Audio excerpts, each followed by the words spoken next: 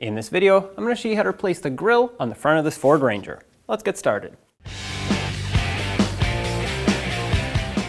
Now to remove the grill, there are 4 5.5mm screws that go along the top. Let's remove all of them. 2 on one side and 2 on the other. The top of the grill should now be free, and at the bottom it's going to be difficult to see, but I'll show you actually on this new one. There are 2 clips here, 1 on each side.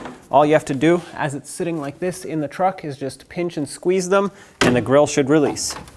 You can feel one end of it from the outside and the other half of it from the back side of the grill. If you can't, on this side for example, has a transmission cooler, so what I'm going to do is stick a screwdriver down there or a little pry bar and just pry up. This is what it looks like from the outside underneath the grill, and that right there is what you want to pry on and pull it out like that. And now you can pull the grill away. Now you take the new grill.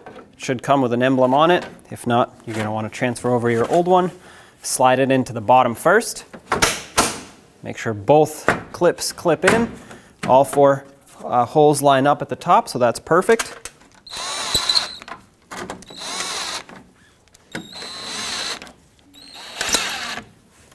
Okay, snug them up.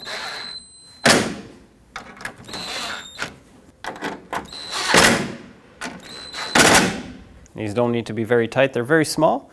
There you have it, grill's replaced. When only the best will do, demand TRQ.